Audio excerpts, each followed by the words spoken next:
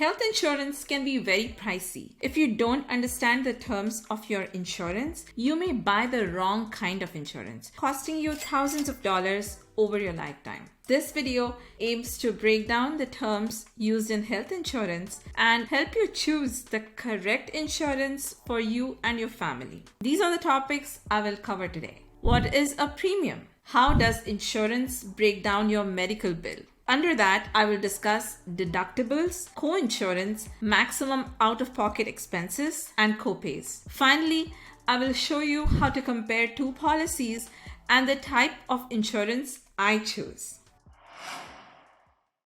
Let's dive in after this disclaimer.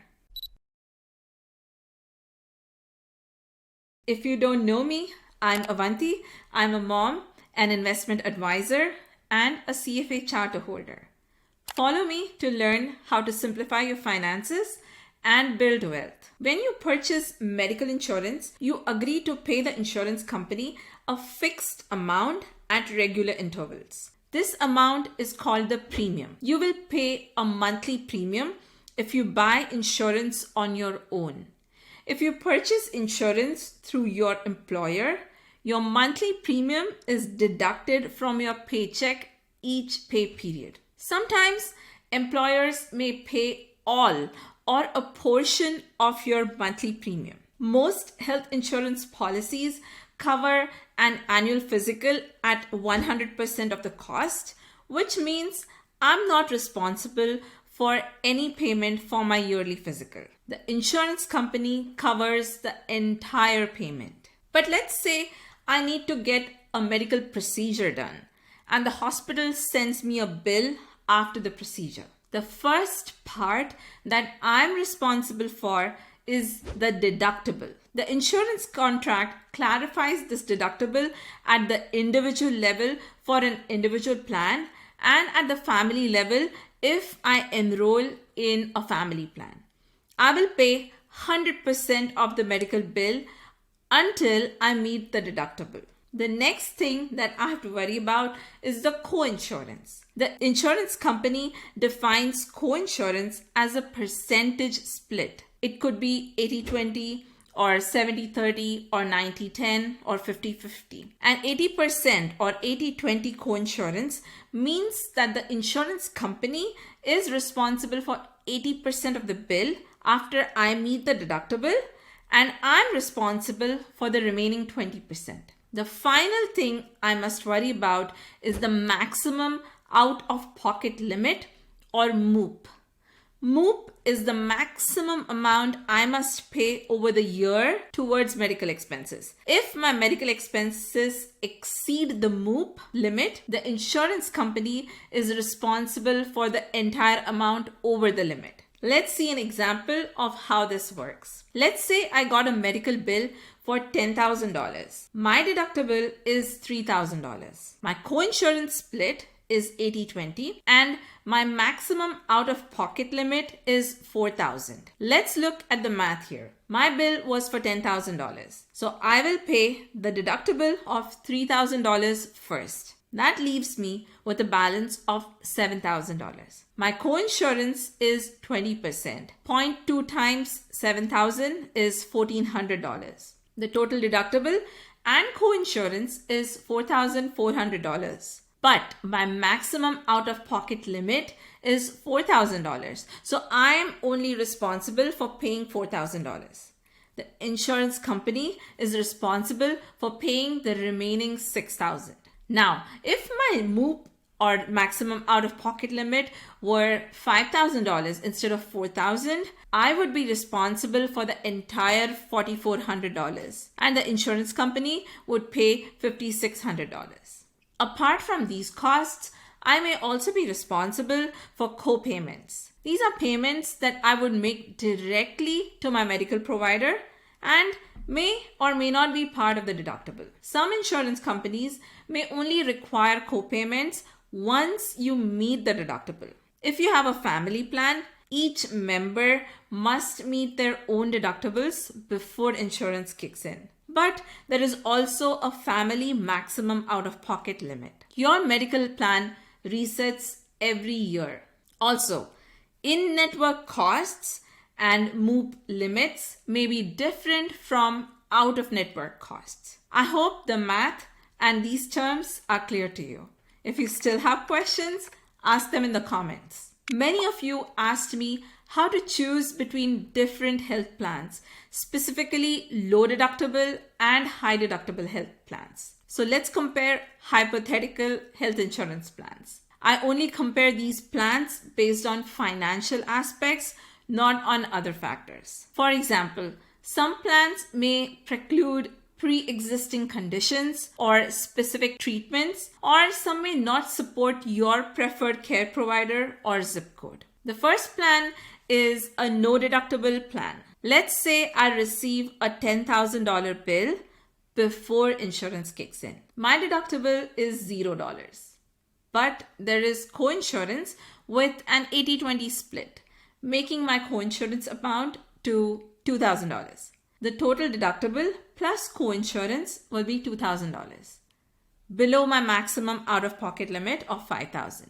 So I will pay $2,000 and my insurance company will pay $8,000.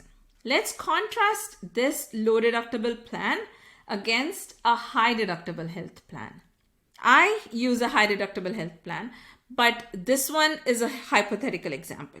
Again, I'm assuming the same medical bill of $10,000, but this time my deductible is $5,000, which leaves a balance of $5,000, out of which I'm responsible for 30% because of the 70-30 coinsurance split. For example, a coinsurance of $1,500.